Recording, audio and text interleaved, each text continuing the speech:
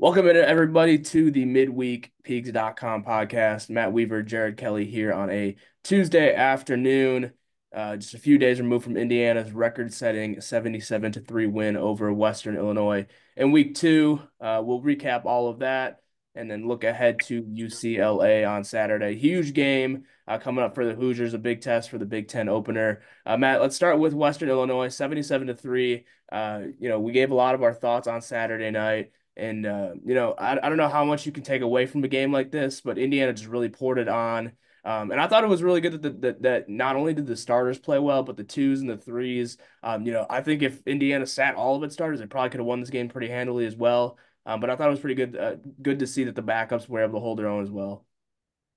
Yeah, and that was we talked about that last week. One of the most important things is hopefully getting a lot of guys game snaps, which they were able to do. I think the starters on both sides maybe played one series into the second half, and then it was pretty much the backups. And like you said, I mean, we talked about David Jackson. The number two quarterback played solid. Guys who had not played a lot came in and did well. On both sides of the ball. So biggest thing was for the most part you came out healthy. Obviously, there was the Bomba deal and potentially Derek McCormick, the kickoff guy, which we don't know anything about. But for the most part, you came through healthy. You did what you're supposed to do to a team like that, and obviously get prepared for UCLA. Like you said, I don't know how much you can take from it, other than you got a lot of guys' experience.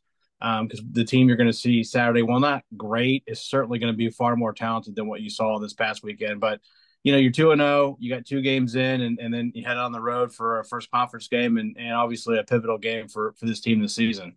hmm I do think it is important to note that, right, the 77-3.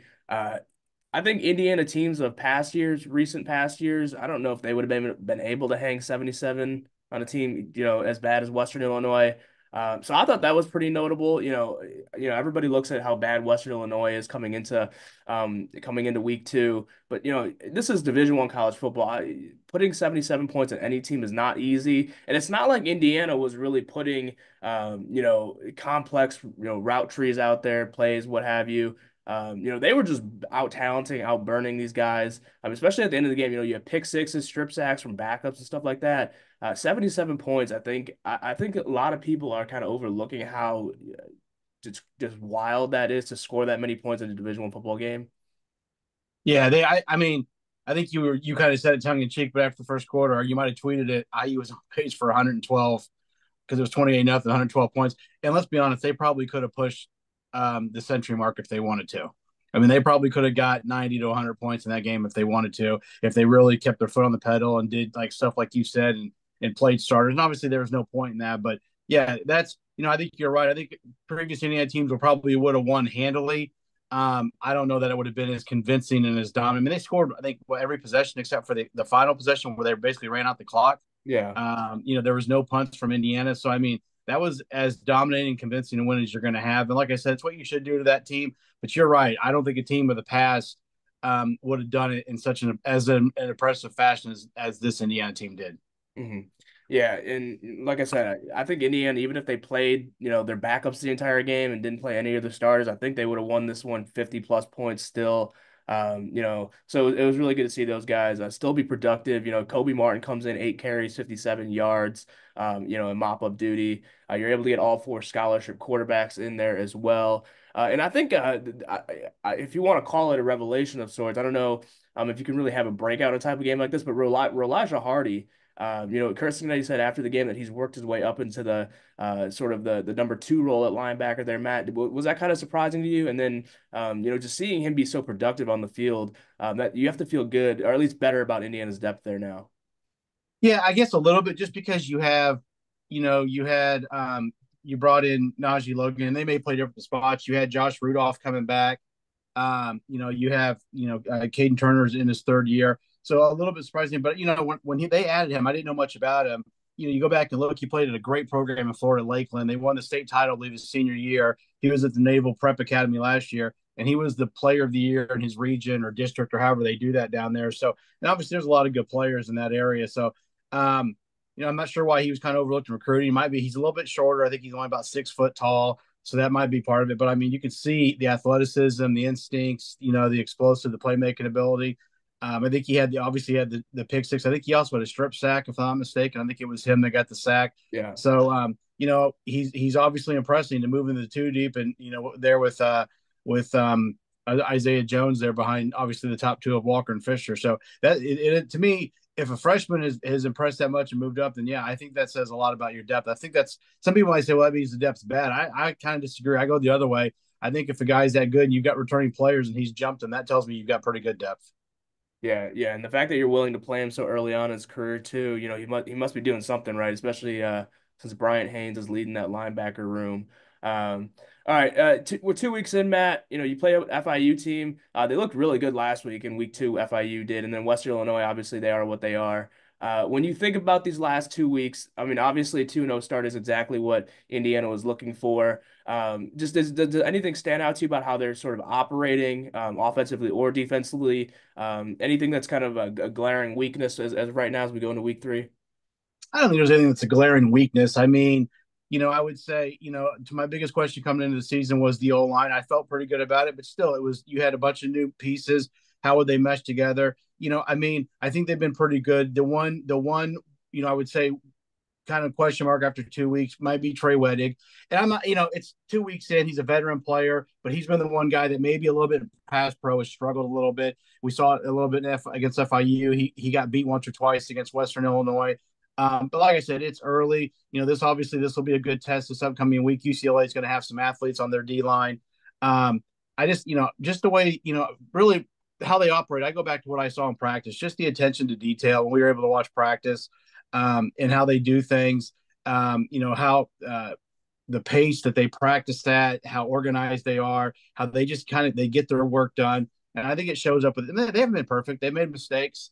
But I think you see a better coach team, to be quite frank. It's a better coach team than what we've seen the last few years across the board. Doesn't mean they're going to win every game. Doesn't mean they're going to look great all the time.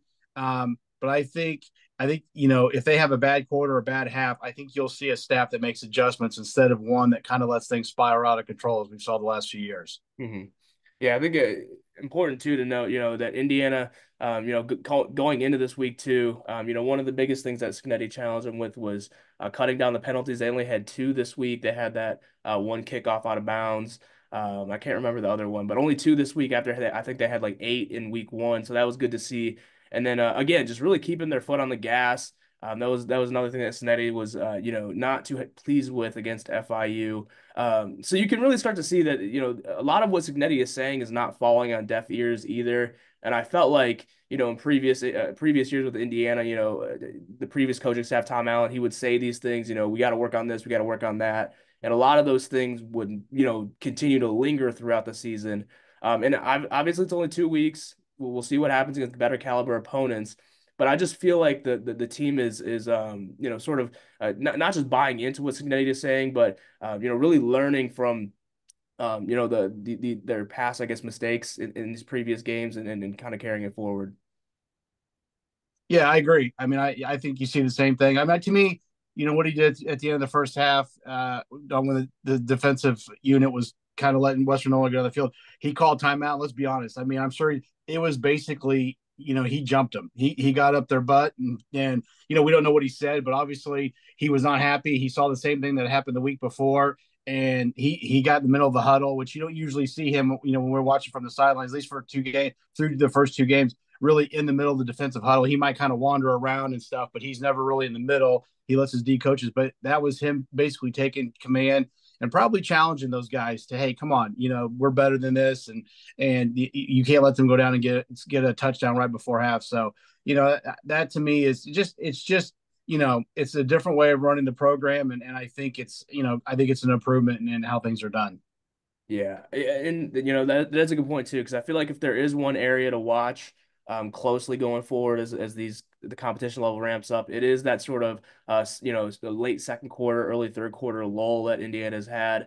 Um, you know, is it because of the competition level and because Indiana is playing with such a big lead? Who knows? They probably won't have a lead as big as they have had the past 2 weeks, again going forward this season.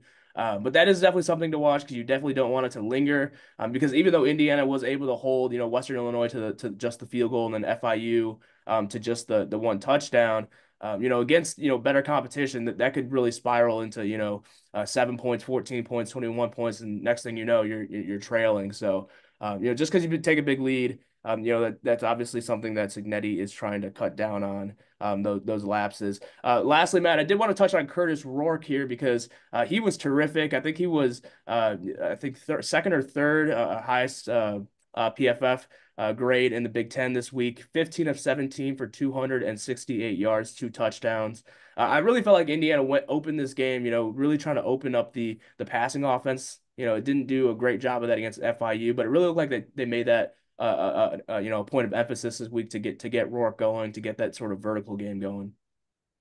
Yeah, and I mean, obviously, we saw the first touchdown was what 40 or so yard deep ball to Anderson Kobe. There was the deep ball to Elijah Stroud, which I mean I get probably 30 or 40 yards of that was yards after catch, but still they made an emphasis. It looked like to me to put the ball down the field. Taven Jackson even had one to Omar Cooper.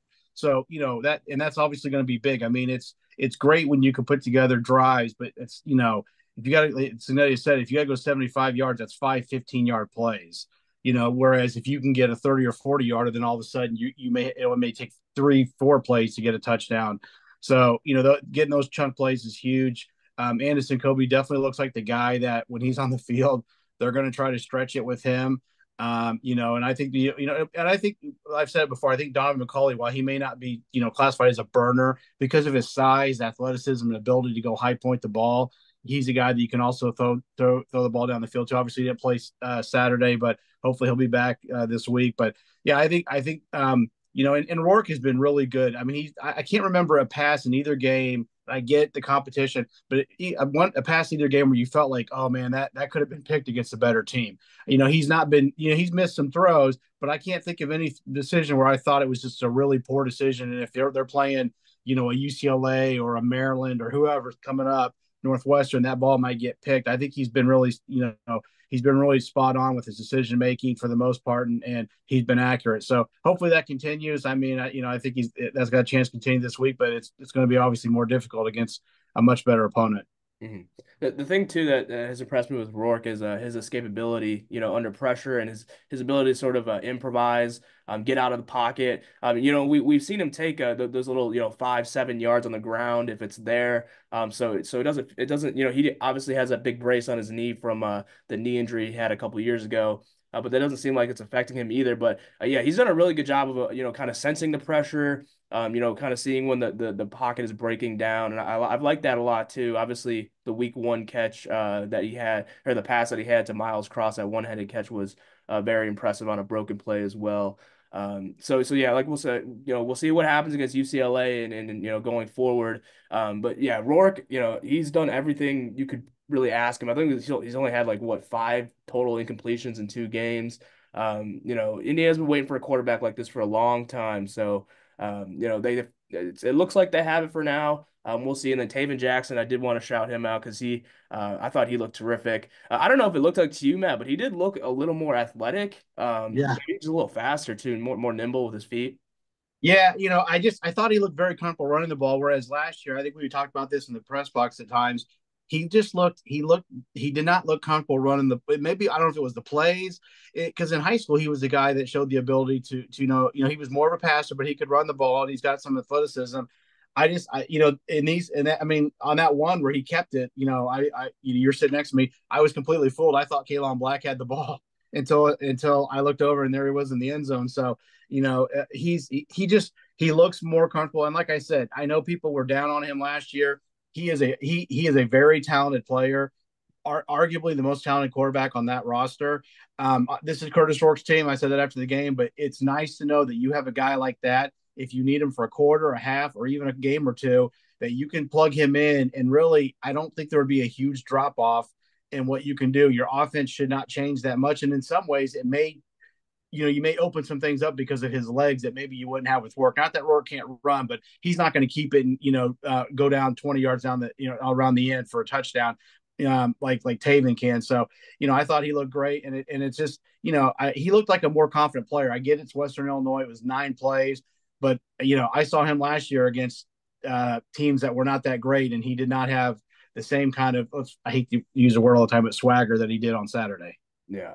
Yeah, I think people too kind of forget how young he is still, Yeah. because he did start last year. I mean, he's only a redshirt, so he's still got 2 years of eligibility left. And I tweeted this out on Sunday after I rewatched the game. I mean, we know what Tino Sunseri has done with, quarterbacks and developing them. And I think this year of learning behind Curtis Rourke is really going to be beneficial for Taven Jackson.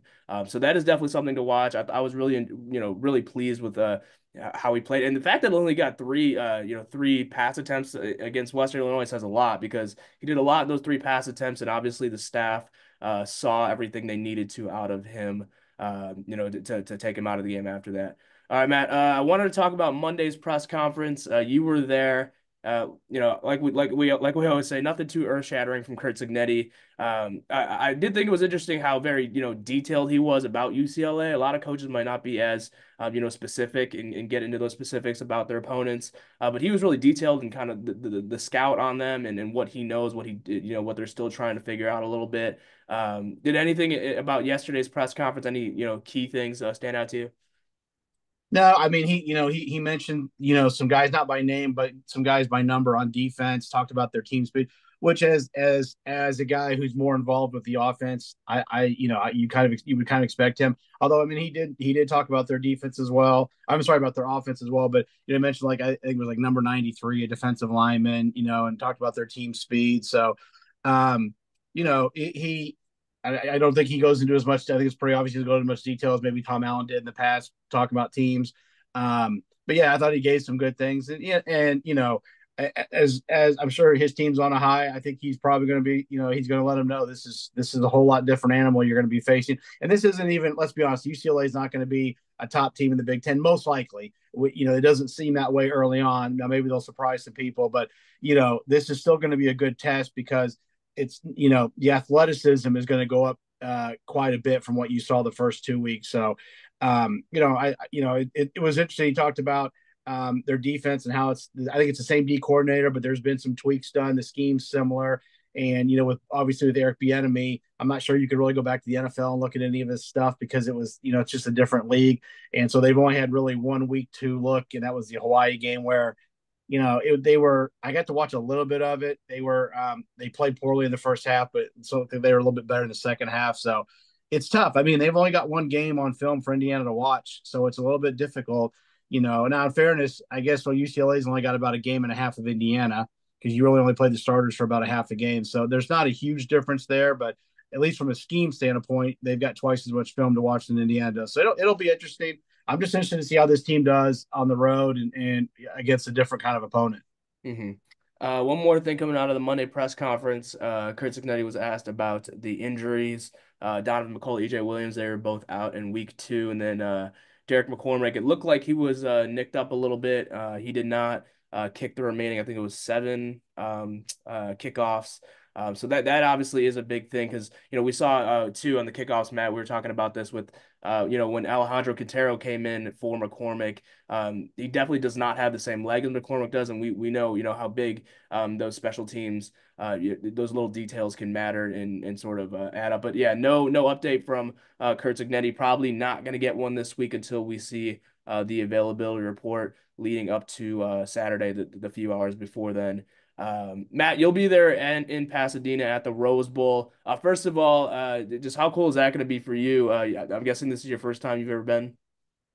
Yeah, yeah. I mean, I've been to LA a couple times, but never been to any like the Rose Bowl. Always told people my dream was to see Indiana play the Rose Bowl. I kind of wanted to be in the actual Rose Bowl game. Growing up an IU fan, but it's still going to be very cool. It's a beautiful setting. I mean, at least from what you see on TV, with I think it's the San Gabriel Mountains that kind of are around the stadium or they're behind it. So yeah, I'm looking forward to it. And should be very cool. Hopefully Indiana go out there and play well and come home 3-0. But yeah, it's definitely when I started this job years ago, you never thought you'd be going to a conference game in Los Angeles, but here we are, and this is the state of college football. But very cool. Yeah, excited to go out there and see this, and like I said, hopefully it's a good experience for the team. Yeah. Yeah. I do wonder, going 3 time zones away and making that travel out west. Obviously Kurt Signetti was very business-like yesterday and saying, there's a business trip. We don't see anything more as just another game. I do wonder how much that's going to impact them. We haven't really seen Big Ten teams yet go out west. So there's not too much to go off of there to, past experience. Do you think that's going to affect them at all? Obviously, it's a 7:30 kick, so it's not going to be too crazy. It's not like they're playing at, 9 a.m. where it's noon here. Do you think that much impacts some things a little bit? I don't know. I mean, I think that, the one thing is, I think last year his JMU team, they played at Utah State. So travel wise, it's not, it's kind of the same because obviously Virginia's, more east than we are here in Indiana. You're not going all the way to the coast, but I think I would guess they learned some things from that last year, doing that with his JMU team, maybe things they thought worked well. I don't know what time they played that game. But, I would assume since it was in Utah, probably a little bit more in the later afternoon, but maybe there's some things they felt like was good for the team as far as having them ready, and some things they changed. But I mean, he's been doing this a long time in Alabama.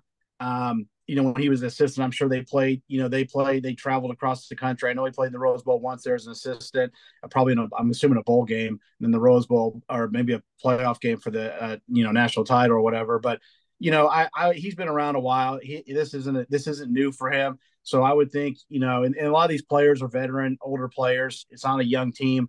So, as long as, biggest thing they're probably on this week is get your sleep.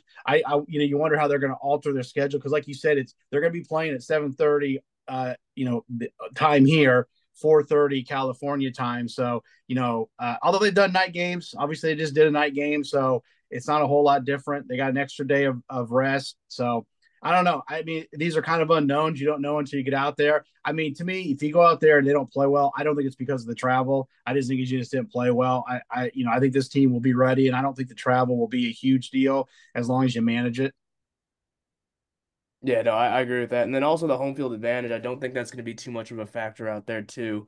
We've heard of a lot of IU fans and, big groups going out there. And then UCLA, their students aren't even in town yet for the start of the semester. And then the UCLA fans in general just don't, travel to home games, compared to the rest of the Big Ten too well. So you don't expect that to be a factor as well. It is interesting though, Matt, that UCLA played week 1 and then was on a bye in week 2. I thought I don't know. I don't maybe that's just me, but I thought it was kind of weird that they scheduled it like that, where they one on one off. Because you do get 2 bye weeks this week, so you'd think you'd put the first bye a little bit later in the season after maybe 3 4 games. Do you think that's going to impact things a whole lot with UCLA getting that sort of 2 weeks of preparation? No, I mean, honestly, to me, I would think if you were UCLA, you would want to play this past week, even if it was kind of a tune-up game, kind of like what Indiana had with Western Illinois, just to get, because they always say you improve your most from your first game to your second, but with 2 weeks off, and they had a so-so performance in week 1. I guess they had the week off because they traveled to Hawaii, but it's not like they traveled from the East Coast and had to fly all the way to Honolulu. Obviously it's a decent flight, but I think it's 4 or 5 hours from LA to Hawaii. So it's not like and it's basically the same time zone or pretty close. I think Hawaii might be 5 hours behind us, whereas they're 3. But anyway, it's a little weird. I mean, Purdue had week off this past week. Yeah. Some of it may just be what teams are available for you on the schedule, and obviously this is a conference game for UCLA, but maybe the Big Ten. I don't know. I don't know why you would take off week 2. Maybe they couldn't schedule anybody, but I think you would want to have played. If I was the UCLA coach, I would want to have played week 2 to have 2 games going into this Indiana game for my team, so you could work on the things, because now you got to try to work on things on the fly against a team that's coming in playing pretty well in IU. Yeah, and especially with the first year coaching staff and the new pieces they have, you'd think they'd want to have those 2 games leading into the Big Ten opener. So obviously we don't know why they just chose to have their bye this week. I do want to talk about the coaching because I think this is going to be a very big difference maker. The 2 different coaches here with Deshaun Foster and Kurt Signetti. Obviously Gnetti's done this for a long time. He's been a head coach for, 10 years now. Foster has never been a head coach at any level. If you're looking at just the 2 head coaches, with their sort of in-game mechanics and how they operate, you have to feel good about what Signetti has, his experience, in these games. And this for Foster, this is going to be his first prove it game, right? You don't know how he's going to manage the clock, manage timeout, stuff like that. So if it comes down to a late, close game situation, you gotta kind of have to feel good, well, having Cignetti, leading the way there. Yeah, absolutely. And I mean, covering Indiana for as long as I have, I've seen this with two coaches. You saw it with Kelvin Wilson, who at times struggled with in-game time management, in-game timeout usage, stuff like that. And we saw it obviously, with Tom Allen. I mean, we'd see him coming out of a TV timeout and get a delay game penalty, stuff like that. I don't. I will be shocked if you see that with this staff. Barring something crazy. And with UCLA, yeah, I think that is a definite factor. It's you mentioned the new staff. These guys, they haven't worked together in game like situations except for one time. So it's not only just that kind of things, but like if they have to start making adjustments, how well are they going to be able to do that on the fly? Whereas, especially on offense for Indiana, these guys have been doing this for a number of years. And then defensively, while you've got a couple new coaches, you still got guys who have been together, and Pat Kuntz and Brian Haynes up front. That have know each other very well. So a lot of that stuff. I think that does play a part. And if it's a close game, then obviously I think that's a decided advantage for Indiana. Yeah, yeah, I totally agree. Deshaun Foster too, in the when he's been in front of the media, even I think the local media, I've read a lot too. He has not been overly impressive. And then we saw what happened at Big Ten Media Days. Yeah. I don't know, Matt, if you know this, but UCLA is located in LA. Yeah. So is USC, I heard. Yeah, yeah. Um, okay, I did want to talk about just the implications of this game, Matt, because it's for Indiana, I guess for UCLA too, but looking specifically at Indiana, this is far more than just a win or a loss situation for them, right? You're really, looking at 2-0, have a chance to go 3-0. If you can walk away 3-0, you get Charlotte next week, a chance to go 4-0. This is huge for Indiana, an opportunity on national TV, a primetime game to sort of assert yourself. And this is not a cupcake game. If you can win this one, it does a whole lot more than just go to 3-0 for Indiana. Yeah, I mean, let's be, and I don't want to put the cart before the horse and look past this game. But if you win this game, you're 4-0. I mean, I'm not trying to disrespect Charlotte, but Charlotte's going to be to me similar to FIU. That's a game where you should win, and you should win fairly handily. You win this game, and you're 2 games away from bowl eligibility. I mean, that hasn't happened for Indiana since obviously the 2020 season. And when you talk about a full season, it's not been since 19 when, you played a full, obviously 12-game season. So it's a big deal. I mean, it doesn't mean if you lose this game, you can't make a bowl, but man, you're really set yourself up great. You come home, like you said, Charlotte, and then you get, I think the Maryland game, if I'm not mistaken, that's homecoming. Hmm. And obviously that's another winnable game. Then you go to Northwestern, and obviously, Northwestern's 1-1, and has offensively they've not been great. They've just made a quarterback change. They've not played well. So they're. I said it before the season. If you could go to UCLA and win, there's a legit shot to start 6-0 for this team, and that's still on the table. And if you go out there Saturday, that's definitely on the table. And I think there's a really good chance you're 6-0 going into your first bye week, and which would be incredible. I mean, Indiana halfway through the season being bowl eligible. I don't know if that's ever happened in my lifetime. I don't think, but I'd have to go back and look. And I mean, in 19 they did it at Nebraska, and I think that was like week 8 maybe, or Yeah, week 9 yeah. when they won at Nebraska because we were out there, Mike, me, and Rabbi. So that would be something else. I mean, obviously you can't get too far ahead of yourself. You got to take it 1 week at a time. But yeah, it's a big game. It's not a season killer, but man, it could really be a season defining type of win because of what it could set you up for down the road. As long as you capitalize on this game. If you don't, then it's not. But it could be that kind of win for you going forward. Hmm. Yeah, and just projecting out a little bit, you mentioned Maryland. You get after UCLA, you get Charlotte at home, Maryland at home. Maryland just lost. Northwestern just lost. You know, well, obviously we'll talk about a lot of these different things and factors going forward. We'll see what happens at UCLA, but there is a very, very, very manageable route to 6-0. And if that happens, I mean, all bets are off. You're probably looking at Indiana's ranked, at that point in the season if they can get through that 6-0 stretch.